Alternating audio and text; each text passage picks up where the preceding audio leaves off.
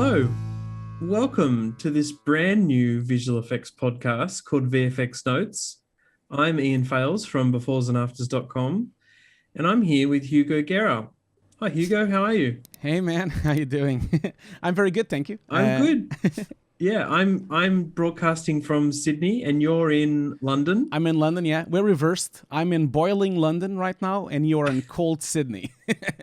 So yeah, it's a bit weird. It's really cold in Sydney, snowing elsewhere in the state, which is pretty hilarious. But it's generally pretty nice here. Hugo, we're starting this brand new podcast and we're going to be talking a lot about a lot of different visual effects things. Here's a quick heads up to everyone about what we're going to talk about. First, Hugo and I are going to say what we've been up to. Then we're going to talk about what we've been watching. We're going to give a bit of a mini review. We're going to talk about the biggest tech thing in visual effects that we've seen. I'm going to ask Hugo a visual effects question that's going to stump him, I reckon. I'm worried about this. I'm not worried about this.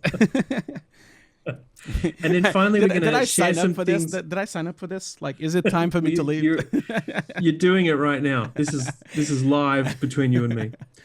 Finally, we're going to talk about some things on the web that we've seen that we want to share with everybody.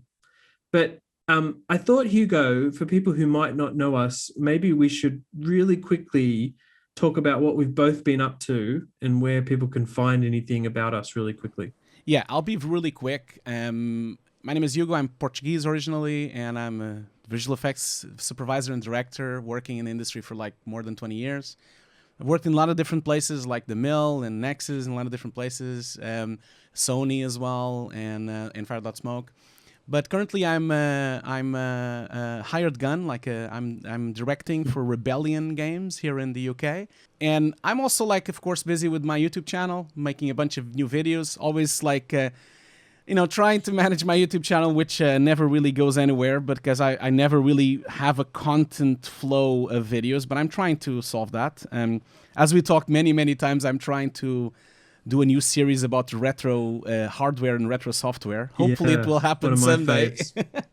It'll happen. Yeah, I know Ian is going to force me, but yeah, I have a bunch of like old software in my shelves, like that I've been buying, like old editions of Photoshop 1, Photoshop 2, After Effects 4, After Effects 5, and a lot of old hardware, like old computers, old Macs, old PCs, and old graphic cards, and I just want to make videos about it because it's fascinating to see how this technology used to work, and also kind of like a bit of memory lane to going back in time and kind of watch how it used to be when I was, a lad, when I was 18, and I was like playing around with computers first. So that's been fun. So I'm planning to do that. I promise that some of these retro videos will come out. There's a bunch of other videos that I'm planning to do. I have my own online course as well on Hugo's Desk. And I've been doing, this is a bit of a random thing. I've been doing something with my wife, with Anna, which is a vegan and vegetarian YouTube channel. So we do, she does the cooking and I film it. And yeah, we've been posting a bunch of videos there. That's a new channel that we have. I wish I could come to London to try some of that food, Hugo. That would be really cool. Maybe soon. Maybe next year. You know that some people have asked me, like, is that CG? And I say, yeah, it's CG. It's all CG. We've done it fully in CG. It's all rendered in Arnold in compositing Nuke, yes. Oh, not real time? Oh, disappointing. Disappointing. Oh, what have you been up to? You've been up to lots. Yeah, what have you been up to, Ian? There's always a whole bunch of articles streaming, publishing at beforesandafters.com. There's another podcast called VFX Firsts. Hugo might have been on one of those, coming up soon. Uh-oh. The other thing to look out for is the Befores and Afters magazine. Issue 2 just came out, and it's got Godzilla in wireframe on the cover. That was a lot of fun to do, and I'm working on issue 3 now. So yeah, lots going on. And that's such a great magazine, like you all have to go and buy it. It's such a great magazine. It's also really like little small, and you can take it everywhere and take it on the tube, take it on the train to read it. It's great, man. Fantastic work with that. Oh, thanks, Hugo. Awesome. Let's jump into what we've been watching. Hugo, what's a film in the last couple of weeks that you've seen that you wanted to talk to me about? I think we need to talk about Army of the Dead, don't we?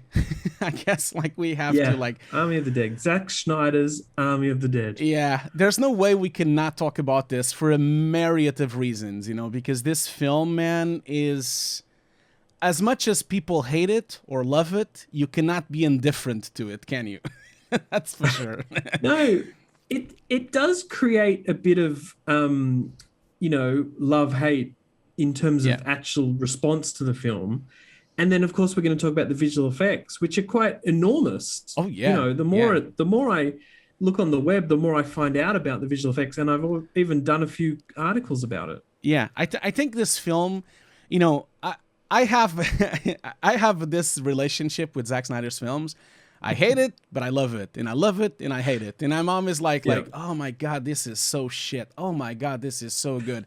It's really difficult because you have to hand it to him. He's really creative, and he's really trying to build something different. If you look at his body of work, 300 and Watchmen, and even now the Zack Snyder's cut of Justice League. Of Justice League, definitely he's trying something different. And I think that is the most impressive thing of Army of the Dead is that he's trying something new and fresh, and it definitely is fresh. Completely different take on zombies. As much as you can hate and see all the holes on the plot, I don't think I've ever seen a zombie film like this. Like, I feel like he's trying something. I feel a lot of times we always complain, oh, they've lost creativity on all you. Oh, they don't really try anything else. Definitely he's trying something. He's trying something new, and I really have to hand it to Netflix to even allowing this to happen, So I enjoyed it. Yeah. I wish I'd seen it at a cinema. It was actually released at the cinemas here and elsewhere, I'm sure. Because it feels like a big movie, and it didn't feel to me like a big movie on my laptop, to be honest with you. Yeah, you need to get a projector. You see, that's the thing. I have a projector. Yeah. I watched it in 4K HDR, and that's the way to go. There you go. Like it's a bit long. It's a bit long, yeah. I would say. It could have been maybe 20 minutes shorter. But that's a Zack Snyder film, right? Like, it's going to be half of it in slow motion. That's the whole point, isn't it? If you put it all in regular speed, it will be a 1 hour and a half film. Yeah. I think part of the length is that there's a lot of characters, a lot of character development to get through. That the truth is sometimes you could wipe a bit of that out and just have a few more action sequences. But no, it was okay. Yeah. I just, there's this new kind of movie on streaming that feels like a big movie, but is kind of not big. And it's smaller but actually, budget. This was a huge production, right? Yeah, it was huge. It was, yeah. The thing with this is that I feel, don't get me wrong, I don't think it's amazing. No, I didn't either. I thought the film was interesting because it was tackling something new, and it's definitely looks different. We'll talk about the looks and the visual effects soon. But I think after I've watched it now, and especially after watching all the behind the scenes, and especially the 4 clips Netflix club film has launched now with the Zack Snyder School, and you really have the insight of how he made it and what he did with all the lenses and all the cameras, then you really start to understand that this film is so much low budget, so much filmed like a low budget film. It's almost like filmed like a B movie, And that is the interesting, for me personally, that's the interesting part. The interesting part is that he's been using these really old lenses from the 60s, which it's so funny that he was so concerned with this that he didn't even hire a cinematographer. He did the cinematography himself because he was so worried because he was going to put the lenses completely open with the maximum f-stop open. And so he felt like, I'm not going to screw anyone over with this, and because we're going to have an out of focus film. And so I have to say, Hugo, I feel occasionally that depth of field is a bit distracting. Like I know. It must have been tricky for the visual effects team too, but it's occasionally it's very Zack Snyder-ish. It is. I like the different look, but I just felt it was a bit distracting. I have to say, personally, on all my work, I do the same, and I really love to do very shallow, and I really love to work that way, and I have a bunch of really extreme photography lenses. I have like some f1.2s and f1.4s on my shelf there. And so whenever I film my short films or I take my photos, I always usually open my gate completely, open my iris completely, and I feel like I love the organic feeling of those edges and all those bouquets and all those kind of like dreamy sensation that you get from that. And I felt that it is overused, especially in short films, on amateur films, but it really works in here because this is a dream scenario. It is like a very strange film. You can kind of there's a lot of theories out there that there's even a time loop on it and everything. There's all sorts of things. And I feel like that was in purpose, because if you look at other films he's done, that doesn't happen, you know. Like if you look at Justice League, it's an incredibly sharp film if you think about it, you know. So I feel like it was in purpose because of the handheld feeling, because of the way he was shooting it, you know. Yeah. But let's talk about the visual effects. Let's talk about, because that's what people are here for, right? Okay. They don't care about our stupid opinions about like what, if the film is good or not. Yeah. Well, I mean, the visual effects are really great in my overall. Yeah. You know, there's a whole world creation thing going on with Las Vegas. There's digital zombies. There's lots of practical makeup. There's a digital zombie tiger and an incredible mauling scene. Yeah. I think the one kind of visual effects we should probably concentrate on is the actor replacement with Tig Notaro. Yeah. I mean, that has actually pretty much blown people away if they didn't know that happened at all, right, yeah. Hugo? Yeah, exactly. And did you saw the latest behind the scenes they just launched? It's so funny that the breakdown doesn't have Chris DeLay in it, you know, like, so they've done an actual marketing breakdown where they have the breakdown and it's like a clean plate. There's no one else. We've never filmed anyone. And it's fascinating. I'm not surprised though. I'm not surprised. I'm not surprised either, but I don't think this has happened before. I haven't really seen anything like this where you make a breakdown in purpose. A lot of times what happens is just like on All the Money in the World with Kevin Spacey, you do see trailers and films, but you never see a breakdown. There's if you go, the only left from Kevin Spacey is those early trailers, you know, that came out. But Netflix went all out of their way to actually show the replacement and make in purpose visual effects for the behind the scenes. And I think this is a bit rare, where we have behind the scenes that are visual effects. You know, like the behind the scenes themselves have visual effects, because they're removing him completely and making a clean plate that probably wouldn't really be the one that they're using on comp. It would have been a more extensive clean plate that they would be using. So it's right. It's funny. A showcase. Exactly. Yeah. But how do you feel about this? About him? Obviously, we all know the problems with Chris Delaney. I obviously understand why they removed him. But I'm not talking about Chris itself and the issues and why they replaced him with Tig. But what do you think about this thing of now we're reaching a point where literally we could go back on a film and really change it if we want to, you know? Well, directors do, don't they? I mean... They do, yeah. I don't know if I have a problem with it, because of the concept of, Hugo, I could be employed to be an actor in a film. I never will be. And I could do my scenes for 6 months, and then the director could say, the editor, the producer, the film studio could say, well, Ian, you're no good, which they would say, and you're cut from the film. That happens. I mean, I can't think of an example, but that happens. Is that any different than them deciding not to? I guess not. Chris? I guess you're right. It is just that the technology is in a place that we can actually not need to cut the shot entirely. Because in the past, you know, they would have done some reshoots with the actors again. But obviously, because of COVID, they couldn't really do any of that. That's also why they had to do it this way. Because people are kind of like thinking on the internet, like, why did they went to all this trouble? They can just bring the actors back. And I feel like people have those comments because they really don't understand how film works. You know, like, not only that it means that they would have to all, again, have the set. They all have to have the dressing. They all have to have the clothes. They all have to do the whole entire crew there again. But also, like, with COVID, that was not going to be possible. So that's why they had to shoot him separately, you know. So that's... But do you, Hugo, do you have more...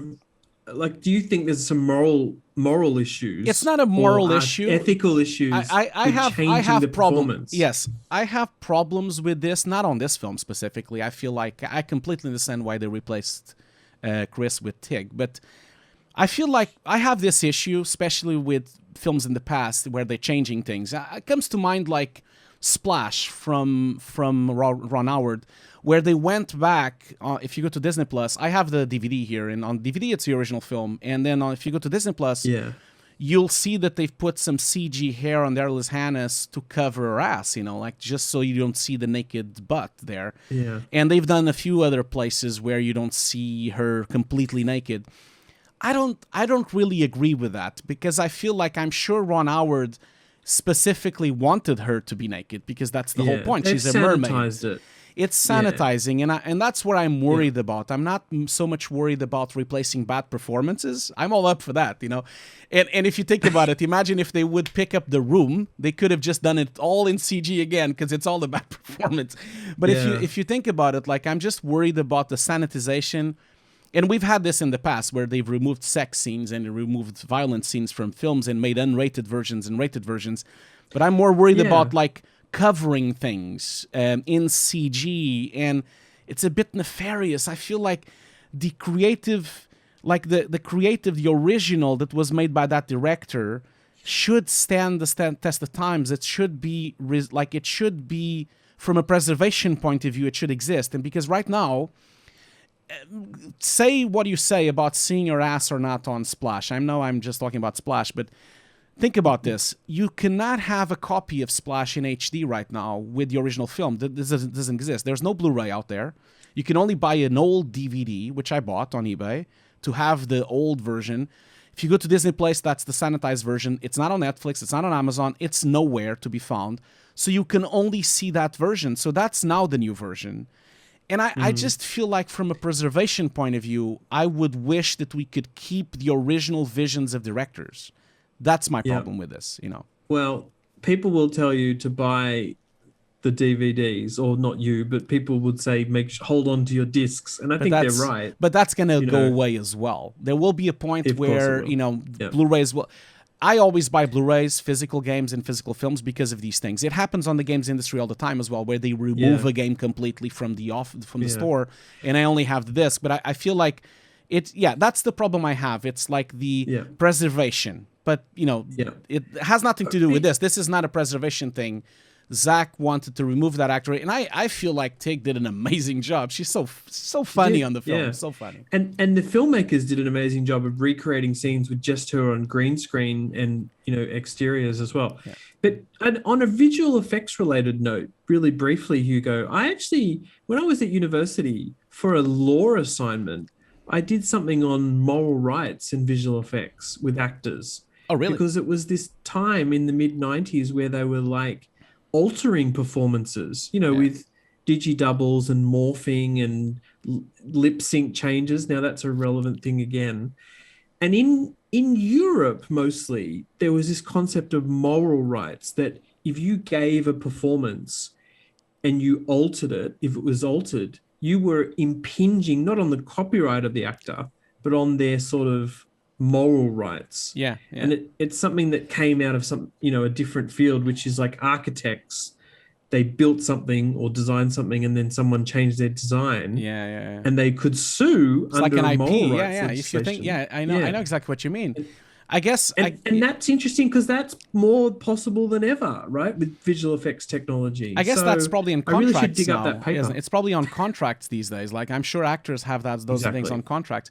But this all comes to even digital humans, even after the death of people. Like, if you think about old films, I'm just a bit worried that they go back and sanitize older films. And give you an example. Isn't it true that Robin Williams, for example, had it on his will that he didn't want to do a digital version of himself for at least 50 years? I've heard of something like that. I might be wrong. I've heard that. But I've heard that. I can't confirm it or deny it, I guess. But I feel that this is now going to start happening more and more, because some actors might not want to be dug up to be shown on films, or even changed as well. Because as much as I understand the past is the past, like, as much as I understand how cringy the past is sometimes when you look at, Gone with the Wind or Casablanca and all the macho bullshit you had on the 60s, 50s, and 40s, but you can't go back and change it. I mean, it's part of its time. It's part of its time. It is normal. Things were done that way back then. I'm just concerned, how far are we going to go with sanitizing things and changing things? But I know we're going. Well, I know we're going off topic here, but Yeah. I think this is Well, an that's interesting okay. topic. As you say, it's a contract issue for actors who are alive. Yeah, One of the challenges is actors who are dead, exactly. and you're resurrecting their performance. Yeah. Maybe it's because they died mid-film. Like with the Furious 7. Yeah, Paul Walker stuff. yeah, Paul Walker, or even on Gladiator. Yeah, I know what you mean. Oliver Reed. But there's other also. ones where you're bringing back an actor. You never were able to ask them whether they wanted to be in a new film. I know. So anyway, we should probably move on, Hugo. There's something else you've been watching or playing that you wanted to briefly mention, right? Resident Evil. Yeah, I want to talk about Resident Evil 8 because I think it has a lot to do with the conversation we're going to have after. I know I don't want to spoil anyone, but we're going to talk about a particular render engine that came out and a new version that is very, very impressive. So I want to talk about Resident Evil 8 because of that. Because first of all, I'm a huge gamer. I love video games, and I especially love horror games and horror films as well. So I really advise everyone to go and play Resident Evil 8 Village. It's only 12 hours long. It's a very short game compared to games these days. It's quite easy as well. You can put it quite easy, so you can just play it for the story if you want to. But the reason I want to discuss it is because of the engine that it has. Resident Evil 8 Village was probably the first time that I've ever played a game where I felt on some situations I was looking at a photoreal image. And this has really never happened before. Just to have some backstory, this game was directed by Mori Masasato, and it's using an engine developed by Capcom themselves. It's called the RE engine, which stands for Reach for the Moon engine, which is interesting. Oh, really? Yeah, RE engine, Reach for the Moon engine. And so this engine was used on Resident Evil 7, it was used on Devil May Cry 5, Monster Hunter, and it's, of course, in-house for Capcom. But it shares a lot of similarities with with Unreal. It has ray tracing, hardware ray tracing, it has global illumination, it has all those kind of things.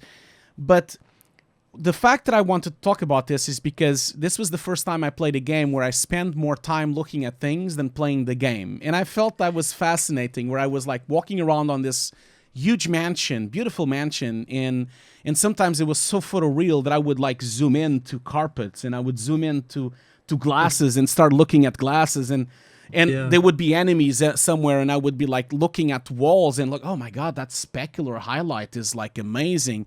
And so I feel like the video games industry is now reaching a place where we're getting awfully close to offline rendering, and that is really to note. And I know a lot of people from the visual effects industry don't really care about games, and they think games are like Mario and Sonic, but a lot of people have that opinion. I've experienced that in the past, but I feel like what's happening in the games industry is something to really take note. And so I feel like everyone that works in visual effects, if they don't play games, I feel like you should go and play Resident Evil 8.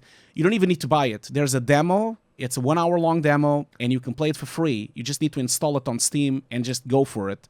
And I really recommend, because obviously it has other implications. I'm a bit worried that in the future we're going to spend more time looking at objects that are real than playing the game. But let me ask you about that, because is Capcom previously not known for necessarily having super photoreal imagery, or was it just that we're really getting there? We're getting there with more ray trace type game engines. It depends. Like when I was a young lad, when I was like 18, when Resident Evil 1 came out, I thought that was photoreal. Obviously, that probably used the 100 polygons, and that was it. So I feel like the photorealism bar always goes up, and we never really notice until we see it. So I feel like I think Resident Evil 8 is just the culmination of hardware ray tracing and all these technologies coming to fruition, not on just their engine, but on all the engines, really. All the games are now starting to go. So I think the reason I'm mentioning Resident Evil 8 is because it's a good game. You should go and play it, although it's a bit schizophrenic. Like the game itself, it looks like it's been directed by 20 people. It feels like a committee, because every hour changes so dramatically on the game. So I feel the game is very unbalanced. But you should really go and check out what they're doing in terms of photorealism, lighting, and also art direction. I think the art direction of the game is just beautiful. And it's one of the first times I see a game that looks like a concept art, But I just wanted to like briefly mention this because I think it has a lot to do with what we're going to talk next, Yeah, full disclosure, everyone. Unfortunately, I'm not a gamer, and I wish I was, because I think some of the games out there look so beautiful and we'll get there. incredible. You'll start playing games. You'll see. Yeah. I occasionally just watch game trailers, and today I read this review about that Ratchet and Clank Rift Apart Ratchet game, and Clank, yeah. Which looks amazing, and it's so interesting to read the reviews where people talk about it like it's a Pixar film or something like that. And I love that idea that we really are talking about the crossover between film. It's funny that you're talking about that game comes out. That game comes out on Friday. I have pre-ordered it. I'm going to play it, and I'm currently playing. I'm currently playing the prequel to that game because in 2017 they launched the first version, and now this is the sequel of that game.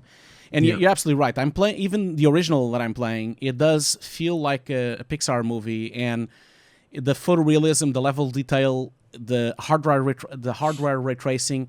In some cutscenes, in some scenes, it literally looks like you're actually controlling a Pixar movie, but at 60 frames per second. So it is very impressive, and I think that's what we're reaching now. We're reaching this. It's almost like this collision course between offline rendering and real-time rendering. There's a collision course happening here. And obviously, there's a lot of caveats. We're going to talk about a lot of them. Yeah, but it's great funny that segue. Yes, exactly. Great segue. Yeah. So, everyone, that was what Hugo and I have been watching. Now we're going to get into a little discussion about what we think is the biggest thing in VFX tech right now. I think it's impossible not to mention the recent announcement that there's early access available to Unreal Engine 5. Yeah. I mean, Epic keeps doing these demos and keeps changing the game, I suppose, in game engines. And then with the latest UE5 stuff, they really showed off, as Hugo knows, the nanite virtualized micropolygon geo and Lumen, the global illumination solution, plus some other things. Hugo, what was your big takeaway from the demo and availability of UE5? So I think, I've been playing with Unreal 5 now for like a week. Ever since it came out, I installed it right away. And obviously I had to like reboot to Windows because I'm a Mac guy, but it doesn't really run on Mac.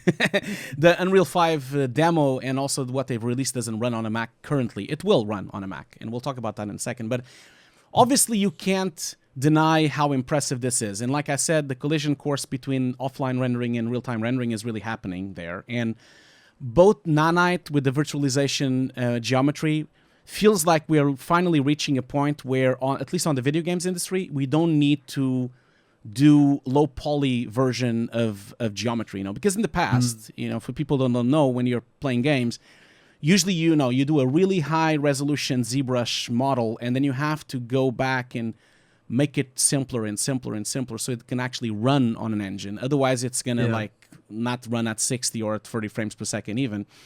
So that entire thing is off the window now. Like Unreal somehow managed to develop a virtualized way of having geometry exactly the same as the original. And just to give you like an idea of this, I was reading through their documentation. We're going to put it on the show notes because I think the documentation is really impressive. If you consider like a big piece of geometry, imagine a high poly example of a stone or a rock, which would be let's say 148 megs as big. Like that's the size of the geometry together with the LODs, together with the texture, together with the AOVs, everything. We're talking about a rock that is 148 megs, very high poly with millions of polygons, which would run quite poorly on Unreal 4, for example, or any other engine like Unity or something. This new virtualization converts this to somehow the same exact looking thing. It looks exactly the same. I saw in the documentation side by side, still has a million polygons or triangles in this case with the nanite, but instead of being 148 megs, it's only 19 megs. So that means it's 7.5 size less. It's 7 times smaller. Which means that the machine has to load it, it's faster, compressing, it's faster. that means the entire world can be 7 times more detailed because it can load at that kind of speed. So that's just one of the revolutions that comes from Nanite, which I think is incredibly impressive. This way of virtualizing it in a way that if you are really far away, the geometry is really simple, but if you're really close, it's really detailed. And the traveling between this visualization is almost invisible. I tried it myself, like you zoom out, zoom out, zoom out, and you can barely see it, but you still see detail. But when you zoom in, it's like the most detailed thing in the world. So, it really blows people away, doesn't it? It's like they can't believe that. Yeah, we're in this phase. Yeah, we're in this like, oh my God phase. But I've passed that phase, Ian. I passed that phase already. I'm not on the oh my God phase anymore. I'm on the phase where there's some problems. I'm on that phase now. Okay. Because what are those? Yeah, so before I talk about the problems, there's the other thing as well, which is the global illumination. I only want to talk about 2 things, Nanite and Lumen. We'll talk about Lumen in a second. Yep. So, because that's also very impressive. So, if you go through the documentation, you'll see that Nanite is not as it's going to become a problem a little bit, unless they fix it, of course. Especially because there's a couple of things. For example, it doesn't support translucency. You can't have transparent objects. That means you can't have glass, you can't have windows, you can't have any of that. You can't have masked materials. You can't have non-rigid deformation. We cannot have skeleton animation. And it works really bad with grass, leaves, or hair. So really small things become just one mesh. So the way that Nanite works is that it just converts it to one big blob instead of making several strands of hair. So it does have all those caveats. It works really beautifully with solid objects like rocks. And that's why when you look at the demo, it's just rocks. Everything is rocks. It's like a huge landscape like the Grand Canyon. So there's a lot of limitations. There's also other limitations. I was watching a lot of streams and playing around with it. You can't also paint directly to the textures or paint directly to the actual geometry or project to the geometry because the geometry doesn't exist. So when you actually go back to it and put Unreal with the viewer of looking at geometry, it's not there. It's a virtualized geometry that happens at render time. So there is a lot of things that are going to bring in complexity to current pipelines because current pipelines are so used to having this kind of ZBrush, painting, and you have all these stages of CG which are not used anymore because of Nanite. So I think there are some problems that I'm sure Unreal is trying to solve, but something had to give, because it's... But Hugo, are you aware of... I mean, it's not released. I know, I know. But you know what that means. Nothing is released these days. Nothing. Everything is an alpha. Everything is a beta. What I was wondering is as part of getting it out there, it's still being developed. Maybe those things are high on the priority list. Maybe they're not. Maybe we just don't know. They've done this in the past. Hey, man, they had a few years ago on Unreal 4, they had this beautiful, I can't remember the name, they had this beautiful global illumination system that they talked and talked and talked. I can't remember the name of it. But then they dropped it. It never came to fruition. So it happens that sometimes they can't reach what they wanted to do, or doesn't work out or doesn't pan out, So it could happen, we'll see. You're absolutely right. I'm being too critical. They haven't released it yet. But I feel like people can't really think that this... because I'm talking from a visual effects point of view. Yeah. I see all this talk about, we don't need rendering anymore. We don't need Arnold anymore. We don't need Redshift anymore. It's not really like that. Because, you still need transparency. You still need grass. You still need hair. You need all those other things. And so... the real-time engine is really impressive. It's really good, but it's not really going to replace offline rendering yet because of those issues. You need to understand that on the visual effects world, we are working on an uncompromised approach. Everything is brute force. Everything has to be highest quality on everything. A reflection can't be half res. It has to be full res. That's the thing. Yeah. It's really interesting, though, if you think about how you're talking about it. You're talking about it as if it's going to be, which it will be and wants to be, adopted as part of a VFX pipeline. Yeah, but that's going to happen. Of course, yes, but at the moment, I think, as I understand it, the access is to game developers, for Yes, example. It doesn't absolutely. mean no everyone else can do it. So, but I actually like listening to you talk about it like that, Hugo, as if it's for games, but it also is for live But action that's what they want to do. CG Like, look at what they're effects doing with virtual production. production. So they are Exactly. aiming to that market. It's just that they're not there Obviously. yet. They're not there yet. They Yeah. still have the ASIS pipeline to take care of it. They still have all these Yeah. problems with with Nanite that they need to solve. But obviously their intention is to reach a point where you have a photoreal system and you're literally like a DOP or a director just putting lights up and putting a scene up, and that's it. That's their objective. You can clearly see that. And if you're right now, if you are a low budget production, or if you're doing an indie film, or if you're doing a much smaller production in scale, Unreal is an amazing thing to use because it's free. It has all these mega scans that are also free, which you can use. It has the rendering, it's in real time. You can use a laptop if you want to. So for all these kind of like new filmmakers, this is an opportunity to do films like never before. Oh yeah. Like never before, because a lot of these low budget productions don't need to be as good as a visual effects production. So we're gonna be flooded in the market by that, by a lot of creativity, a lot of projects, a lot of bad stuff as well, of course. There will be a lot of just tech demos and stuff that goes nowhere. But I think that's going to have a huge implication to visual effects because clients and people will get used to this look. They will get used to the photoreal look. They'll get used to seeing it right away. And when they have to wait for it, it's going to become a problem. When you have a client that is used to Unreal and then they go to a visual effects house and, oh yeah, you need to wait over the weekend, we're going to render it. And the guy is gonna like, oh, what do you mean over the weekend? Why can't I watch it now? So this is gonna become a problem for the lower productions, are going to start looking really good, and then the higher productions are gonna have to kind of stop. They're gonna have to start implementing some of it as well on their productions. So I think definitely there is like a collision course here, and I think Epic they know what they're doing. I feel like they are trying very hard to go into this world.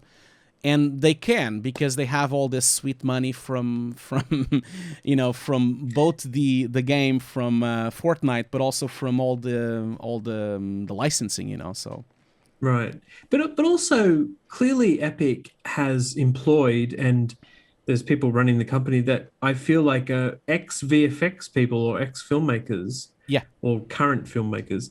And that is probably part of the motivating factor yeah, to make this much more applicable to that world as well as games, right? absolutely. And that's why Yeah. I think they're aiming for visual effects, because I have so many friends now that used to work at the mill, at Framestore, that are now working there, and a lot of them were artists. They're actually not technicians, and that is the key factor. If they can bring in the artists to explain how it should look, and you can already see the kind of like first, I'm going to give a segue now talking about Lumen, for example. So you can already see that Lumen is definitely something coming from a mind of a creator, not from a, because if you look at it, Lumen is supposed to be a real-time global illumination, so that means all the lights is bouncing in real time. We've had global illumination in real time before, of course, but not to this level. This is a photoreal global illumination, and global illumination has always been the kind of holy grail of visual effects, because it's what makes something real,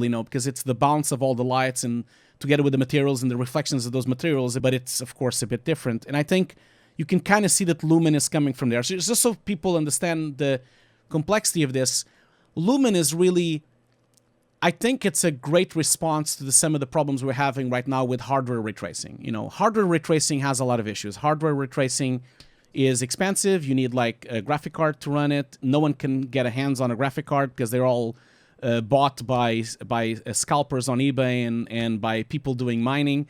So I feel like this idea of doing a Lumen, which is a software-based ray tracing that can also use hardware, it's brilliant. Because it's software-based, that means they don't need the graphic card if they don't want to. They can still use it on software and not have to depend on people having to have RTX cards, So they can still achieve some kind of ray tracing, some kind of global illumination without having that card. But I feel like Lumen having the GI in real time, just to give the audience a bit of an idea, I know it's ridiculous to talk about, global illumination, that's such an old thing. And it is true, like global illumination has been existing since 2000. Like in the CG world, the first major film using global illumination was Shrek 2. That's like from 2004. But you guys need to understand that I'm talking about real-time GI, real-time global illumination, where you bring, like, if you go to Unreal 5 right now and you move if you move an enclosed space with like walls and you move one wall out, all the light spills into the room in real time. And that is a game changer for directors, for cinematographers, and for artists to make their scenes. That means anything you put in Unreal already will look kind of photoreal without almost no effort. Without almost no effort. And that's the beauty of Lumen, I think. But there's also like a caveat I want to say to everyone here, because I see all these countless videos on YouTube about tech demos, really, of how Unreal 5 works. People can't forget that it doesn't matter how beautiful Lumen works and how beautiful Nanite works. You still have to be an artist. You still need to know photography. You still need to know composition and color and have that kind of like feel to it. People can't forget this is just a software. I really want to remind everyone that it doesn't matter how good Unreal looks, and you just you have to, for it to do something with it, you still have to have an idea and a story and something. So that's one thing I kind of like, because I see people very excited about it, but there's no point of being excited if you have nothing to say with it. That's the thing as well. But yeah, I know I'm divagating. It's a cautionary tale. Yeah, it is. I mean, I think you're right, except maybe part of the point is that it gets people somewhere faster. Yeah. To then iterate and do more. Absolutely. Absolutely. And yeah, I mean, I think those points you make can be relevant to any kind of absolutely production. No, absolutely. I'm a very software agnostic people. Although people know me as the Nuke guy, I'm not the Nuke guy at all. I use so many softwares in my life, and I'm very software agnostic, and I've always been very software agnostic. I don't like to be stranded in one software. I use I use everything I can find to do anything I need. But one thing, I feel like people should really go and look at the documentation. Unreal has been very honest about everything. If you look at the documentation, it mentions all the problems that it has with Nanite, all the problems that it has with Lumen, all the issues that exist, and people really need to read the documentation so that they can understand the limitations of what they're signing up to, because it is very different from an offline rendering. But one thing I want to talk to you about, Ian, about this is the virtual production, because this will have a massive impact on virtual production, because that is a different beast altogether. And I think Nanite and Lumen will make huge progresses on the quality of what you see on virtual production. That's the thing. Yeah. I guess you mean multiple things, but the LED volume type virtual production that we know from Mandalorian. Yeah. If the imagery on those walls, which they don't use Unreal, by the way, they don't use Unreal right now. They've shifted from Unreal on the last season, by the way. Right. ILM has shifted to use its own game engine, real-time engine called Helios. Yeah. But other productions use I'm just Unreal mentioning this because a lot of people still think it's Unreal. A lot of people still think that because of the early demos and everything, so. But I guess, yes, you're right.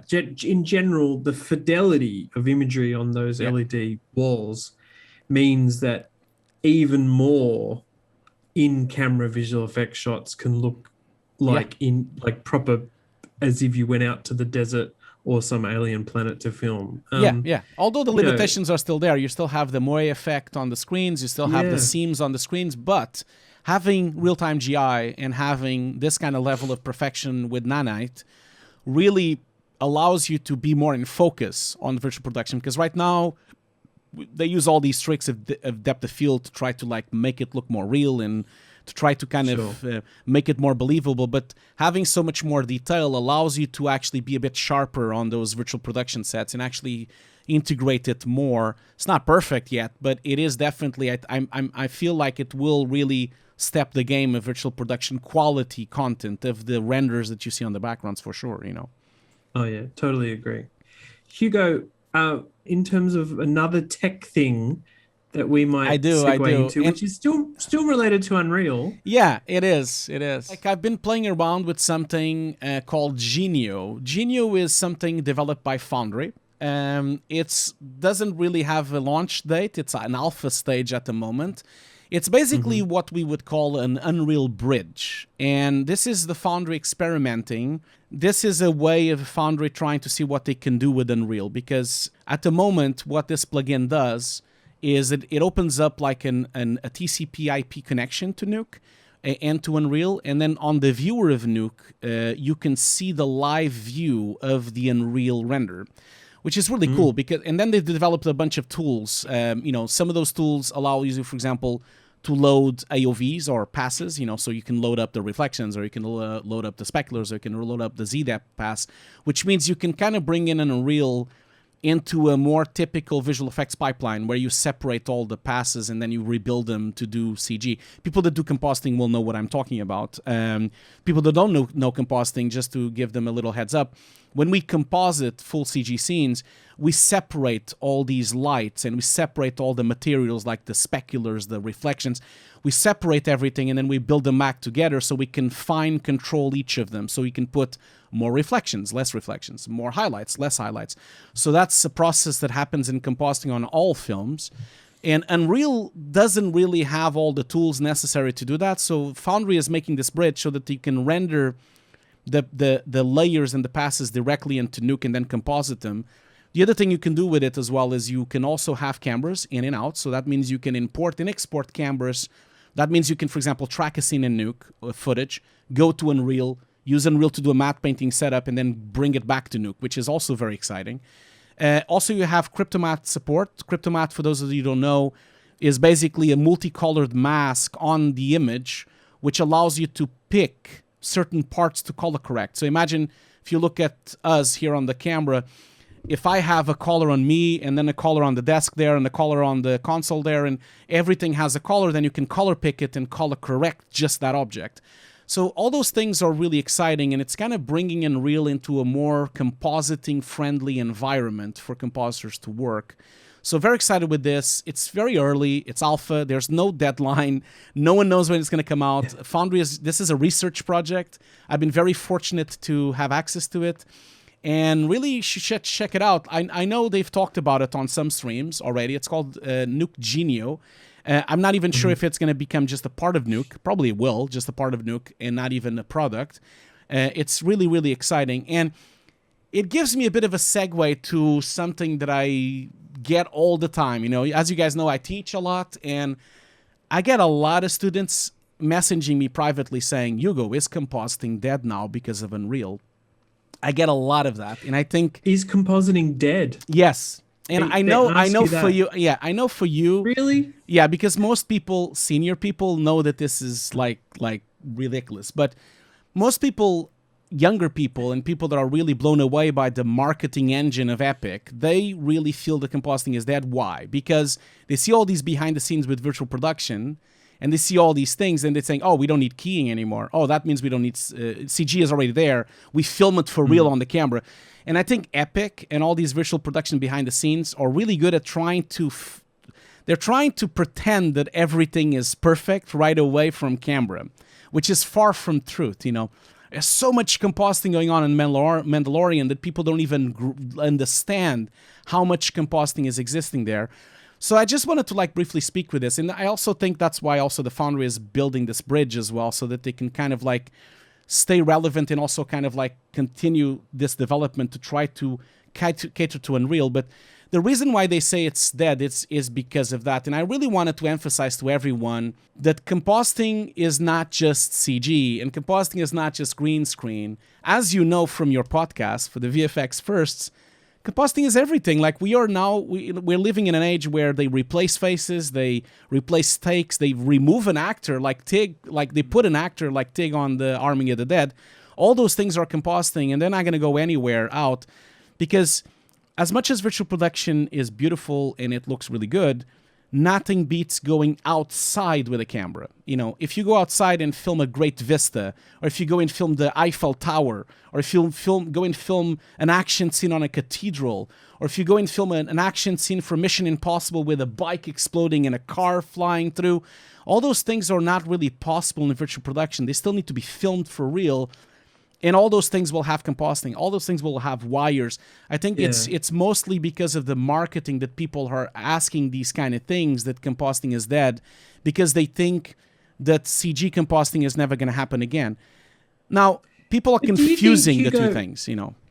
Yeah, it's an interesting point. Maybe because of COVID and lockdowns and not being able to go and film the Eiffel Tower, maybe that simply gave rise to how much can we do all in real time, you know, without going anywhere, because we can't go anywhere. You know, how much can we do with our XN suit in our bedroom, because we couldn't go anywhere. And, you know, as we emerge out of COVID, if we do, maybe, you know, the love of going out to the desert and the forest. It already happens. I already talked with DOPs, and I went on set to supervise a few times this month, and people are dying to go out. I feel this is just misunderstanding. That you know, that's why the Foundry is doing Genio, because a lot of people don't understand the amount of problems virtual production in real time has in terms of the seams between screens, between the moe effect, between like sharpness and color correction. That's why they're building this bridge, because they know that people will need to retouch everything they shoot anyway, coming from, which means this will allow them to kind of imagine, you can be, if this plugin goes to fruition, if it actually happens, you can be on set and film the virtual production set and film it on camera, but still have a stream live with all the AOVs into Nuke, which means you can still then adjust things to that background that you shot, you know? So there's a lot of flexibility here happening. And I just wanted to like talk to all the juniors and all the students that might be hearing this, not to worry, because this is just a tool. All the tools are going to be relevant. You know, the same way that Nanite is not going to remove modeling or texturing. People are still going to model. People are still going to texture. People are still going to do UVs. All those things will still happen. Unreal 5, as much as the marketing machine of Epic is trying to convince you that it does everything, it does not do everything, and it will sit on one place on the pipeline. It won't replace everything. We will still have all these other softwares happening. You know, you can just talk with more senior people. We all been there. You know, I've been working for 22 years. I've been here, man. I've seen all these softwares that come around and like, oh, we're going to blow everything away. And then they never do. You know, like this happens all the time because, everyone is excited about real time now, but you wait until we have to render 8K. And then all this is going to be, we have to go back to Arnold again because 8K, we can't do it in real time. So it's like we are always chasing our tail with this. You know, we reach a point to HD. Oh, my God, it looks amazing. Oh, there's 4K now. Oh, we reach 4K. Oh, my God, this looks amazing. Oh, now it's 8K. Oh, we reached 8K. Oh, my God, now we're going to have 16K. And it's always going to be like we're always going to be chasing our tails, you know, with this thing. Well, Hugo, you mentioned you've been working for a long time, and here's another admission that people will know about me. I'm not an artist. But we've reached the next section of our podcast, which is, you know, every podcast I'm going to have a tech question for Hugo. It's my secret way of finding out things that I really should have asked someone a long time ago. But this is an interesting one. This is a question for you, Hugo, about gamma. Now, it came up because of an article I wrote where some pictures that were provided to me were a bit dark. And when I published them as is, the actual visual effects supervisor of the project wrote me an email and said, Ian, you got to increase the gamma of those pictures. And the truth is, I knew what gamma is and was, but I didn't really know exactly what to do in Photoshop to do it. And then it sort of got me thinking about, other times VFX Soups have mentioned gamma. And it seemed to bring up a few issues in terms of display, but also the actual images. Hugo, what is gamma and how does it relate to visual effects? So I'm going to start by saying, like, you guys need to understand that I'm doing this live on a podcast. Obviously, not everything will be completely accurate information, but I will try my best to explain it. And, you know, but gamma really, Ian, has two things that we need to think about because there are really two different approaches. One of them is the gamma that has relating to color correction, which is a bit more connected Yeah. with what he's saying.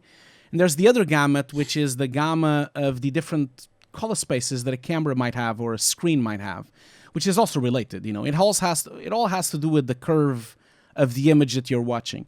So I'm not going to focus my attention on the camera or display gammas, but just to mention people that, you know, obviously people already have heard of Gamma 2.2 or Gamma sRGB or Rec 709 or Rec 2020 or Red Gamma. Like, there's all those, not to be confused with Gamut. I'm talking about Gamma, you know.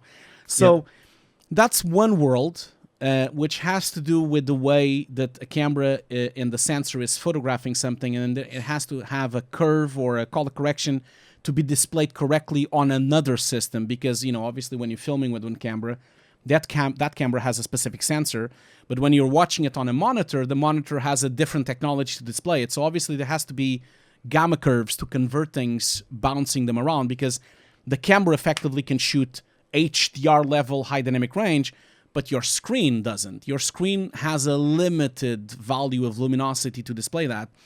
So you need to use a gamma curve to convert all those explosive highlights in the super whites that you have on a red camera, so that they can be displayed on your monitor on a level of like 100 lumen, 100 nits, so you can actually watch the thing, still look okay, but still look like it's... I'll give an example of this. If you try to, like, when you watch TV at night, and you watch TV, you usually have the lights dimmed a bit, and you're watching a film, and it looks really bright, right? Like, because your eyes are used to it, it's really bright. But if you try to pick that TV and put it on the outside garden, on sunlight, you don't even see the TV. You know, you don't even, you can't even see the image because it's so bright outside.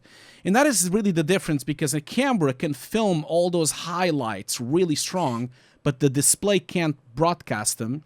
So there has to be a gamma curve to convert and lower everything so that it actually is displayed on the camera, on the monitor. That's one side. The second side is the color correction. So if you think of an image is usually split by three things. You can see this in DaVinci and in Nuke and everything. You have the darks, which are usually called shadows. Then you have the midtones, which are usually also called gamma.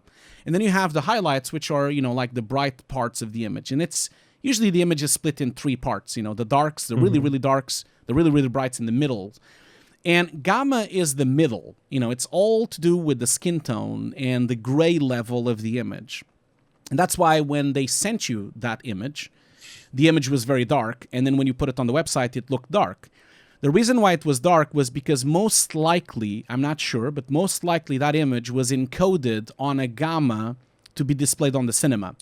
So, for example, it could have been, a DCI, you know, it could have been a P3 display, which is suitable for a very dark room. That means your eyes can get used to it. So if you watch those images on a super dark room, they'll probably look fine. But when you look at them on your computer screen, which is an sRGB curve, then they look very dark. So you need to gamma them up so that you can see them. And gamma, I left some show notes so you can put people to watch. There's this amazing website from Chris Turner that you should really check out, where he really demystifies all these notions. So what happens is when you change gamma, you're not really changing the highlights or the darks. You're only changing the midtones. That's why when you tweak them, as you told me, you saw that nothing got overexposed and nothing got crushed. Yeah. It was just the middle, right? It was a revelation, right? You were telling me that. It was like, I know this, people will think I sound dumb. No, of course not. And part of it is not coming at it from an artist's point of view, but it was like magic. I did the tweaking that he mentioned, and the result was perfect. It was not too bright, not too dark. Yeah. It raised the skin level. You know, it just did it perfectly. Yeah. And, you know, I'm going to do it every single time now with any images that I think are dark. And perhaps I should have always done this that. happens a lot on presentations, even on FMX and on View Conference. Sometimes we're in presentations and you can see the images really super dark when they're presenting something. Yeah. This really has to do with gamma conversions that need to be done for the displays that we're previewing on. Most likely the projector on an event is usually a Rec 709 projector, you know, not usually as an HDR projector. Right. So the gamma is different. The Rec 709 is a different gamma. And also, like, the luminosity is different as well. It's a much lower luminosity as well on that projector. So it's obviously I'm oversimplifying it, okay? I just want everyone to know that I'm very, like, you need to go in and read this. There's books about this. So I'm really oversimplifying, just like giving an idea to people of what it is, and then they need to go. You should definitely check out, for example, on Netflix, there's this video from Victor Perez. Victor Perez is starting to make like these series with the Foundry about ACES color space, and he talks about gamma, he talks about LUTs, he talks about all these things on this really cool video on like it's a Netflix YouTube. What's the name of the end? Like the Netflix has so many YouTube channels. Have you noticed? They have so many YouTube channels. We'll put it on the show notes. Yeah, but hi, Victor, and he has done a great job with that. Yeah. Hugo, I now understand that much better. I hope people at home do as well. So thank you for answering my tech question this week. I'm so worried about this because I know that there will be one day, you know what's going to happen? There will be one day that I will respond something completely wrong and people are going to attack me online and like, Hugo, what are you talking about? Like, I'm so worried about this. And but I feel like... I ask you a question about speed or something like that. Anyway, we should move on because we actually hit the last section of our podcast, which is a recommendation of things people should go and check out on the web. Now, I'll start with a really quick mention because I think most people have seen this already. Is Captain Disillusion's Flight of the Navigator. God, this is just breakdown. The single best visual effects featurette that's not on a DVD. Yeah, well, it's better than the ones on DVDs. It's better than some of them. Exactly. Yeah. That's my point. Yeah. He basically goes through a history of the kind of visual effects used on that film, from miniatures to false perspectives. We're talking about Flight of the Navigator. Yeah, we're talking about the Flight of the Navigator film. Yeah, which is a very dear and a dear film to all of our audience, I'm sure. You know. Exactly, a big film that brought attention to reflection mapping. I mean, just, it's a breakthrough film in terms of visual effects. Yeah. And Captain Disillusion, who has these incredible visual effects breakdown videos occasionally, nailed it, didn't he, Hugo? I just love that one so much. It's a documentary level quality. This film, yeah, that's why it already has almost 1 million views. It is a documentary level. Yeah. I reached to a point that probably at some point there will be more people that have watched the documentary than the film itself lately, which is funny. Yeah. Because he's so engaging. That's the thing. That's why I love his channel. He's so engaging talking about these things. His scripts are so good. So, guys, you need to go and check this out. It is amazing, What's the thing that you would recommend people check out at the We already moment? talked about this, so I'm not going to spend too much time on it, but you definitely need to go to Netflix Film Club. They have 4 episodes so far. I'm sure that when this podcast comes out, the 5th episode will be there. So Zack Snyder is doing something called Snyder School, and it's amazing, man. He's showcasing how he's using his lenses, how he's filming, what is his creative process with editing, what is his creative process with drawing everything. I was so impressed by that, but he has storyboards of everything drawn by himself. It's such a insight of a creator and a director of how he develops a project like this. Last episode, for example, was about how to make a universe. It's really cool, and I think it's some of the best inspiration that I really tell to everyone. Like, I tell this to my students all the time. You guys, if you want to be in this industry, you need to get a camera and go and film anything. Go out and film something and just go and do something. After I saw these episodes from Snyder School, I was pumped to go and do something else. I felt like he's such a good talker and inspiring people to try to do things. Even if you don't agree with his films and if you don't like his films, these featurettes that he's made on Netflix Film Club are outstanding. I feel like they're really great insight that you don't usually see. Great insight that you into the filmmaking process. A bit similar to the many really good documentaries you see on David Fincher's old Blu-rays. He has a lot of really cool featurettes that go really in detail of how the films are made. And I guess we talked about this the other day, isn't it, Ian? Like, these kind of things are now not part of DVDs and Blu-rays anymore. Yeah. They're on YouTube now, I guess. They're on YouTube, or they're just not part of the publicity or the budget as part of making a film. Luckily, every now and then Netflix or Disney Plus go and make a a great making of Yeah. doco. Yeah. Yeah, I mean, another reason to keep your discs from years ago. Which they will Yeah, eventually rot, though. Like they have, there is disc yeah, rot is a thing. It happens. I have some yeah, films that have disc rot, yeah, but no, yeah, you guys should check it out. It's amazing. yeah. Um, I would only give another quick shout out to a brilliant invisible visual effects breakdown from Ghost VFX for Shameless. Now, I published this on my site a couple of days ago and it exploded. Yeah, As I it's understand it, amazing. it's been taken down, but they are going to replace it with another version.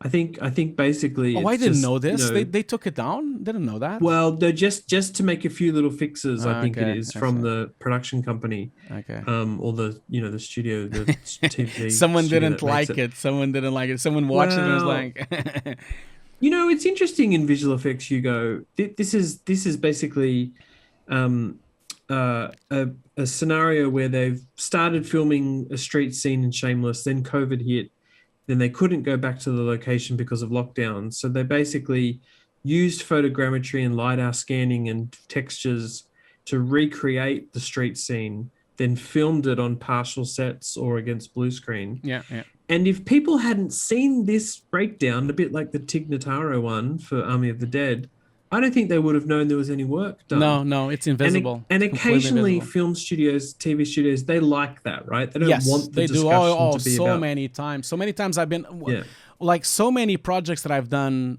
in the past for big companies, even at the mill. Like, we did so many projects where we were not allowed to talk about them at all. We're yeah, like, we're only saying, if you go to the website, it only says it was graded at the mill. That was it. yeah, So many invisible work, especially beautification, when you're removing double chins or removing like things like that. floppy Yeah, floppy arms or fat from places or wrinkles or even sometimes wounds or maybe even scars. There's so many things that we yeah, never ever talk about. Yeah. yeah. It's a bit of a toss-up whether the studio makes a big deal out of it, because sometimes it brings a lot of attention Yeah. to the work Yeah. and obviously the creatives.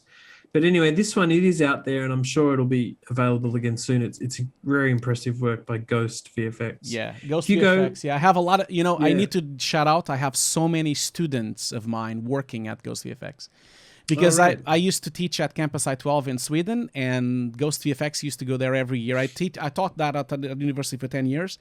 Ghost VFX used to come every year to take at least 2 interns into it. So I have a lot of people that I know that work there. So shout out to Ghost They're in VFX. Yeah. Denmark, Yeah, right? But yeah. I think they've expanded to other Yeah, but locations, Denmark is which super close to this school, because this school is near Malmö, so it's like closer to Denmark. So, yeah, Yeah. unfortunately, this school is closed now. But yeah, I have a shout out to Ghost VFX. The guys are doing amazing work. Yeah. And Hugo, what's maybe one other thing Yeah, that so you would suggest people I'll be quick. check I'll be out? quick. I know, guys. This is Visual Effects Podcast, but I need to mention a video I watched lately from a YouTube channel called Digital Foundry. Not to be confused with Foundry. This is called Digital Foundry. They have about 1.5 million subscribers, so they're much bigger than Foundry's YouTube channel. And they obviously they're a very tech-centric YouTube channel. They talk about graphic cards and CPUs and computers, and they're really the best YouTube channel if you want to know something about an RTX card or something about a CPU. But once in a while, every month, you see these documentaries that they produce coming from their Patreon, which are called DF Retro, which is Digital Foundry Retro. And they talk about old technology. And the cool thing about this is that when they do these documentaries, they actually run these old games or old technology on the old hardware. They run it on the old machines. So they did this amazing documentary of 1 hour long about the history of Quake, which is a very famous game from the from the 90s. Very famous because it was the game done after Doom. Doom is even more famous. And very famous by at least the 2 main people on them, which is John Romero and John Carmack, which now, of course, they're doing other things. But John Carmack is still working I think he's in Google now, I believe, or Facebook, I think. I can't remember now. But John Romero has his own games studio as well. And American McGee as well was involved on the graphics as well. But the reason I think it's so impressive is because it has a link to your podcast, Ian. You're always looking for the firsts, right? So, always looking for the first things.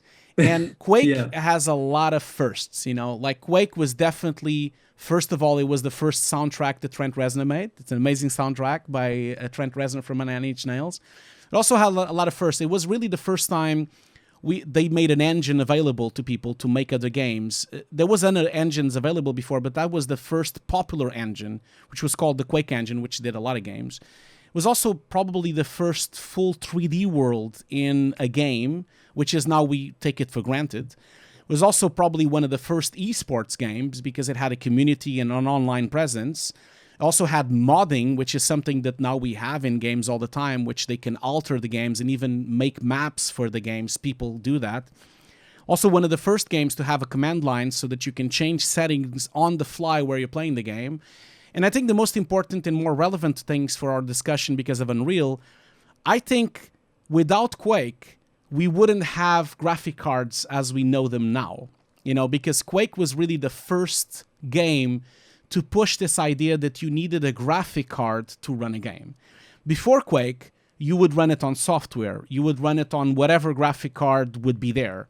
But this is, with the advent of the 3DFX Voodoo graphic card, we really pushed the boundaries of what 3D could do back then with OpenGL. And Quake really pushed that mentality where every year people would buy a graphic card. And that is still the case today. We still do this even today, which is really, really fascinating if you think about it. Yeah. I remember playing Doom and Quake. They were games I did play actually on my terrible PC in the mid-90s. So but that's very cool. All right, make sure you check out Digital Foundry's YouTube page. We'll obviously have all of these things on the show notes. Hugo, we've reached the end of episode 1 I know. of VFX Notes. I know.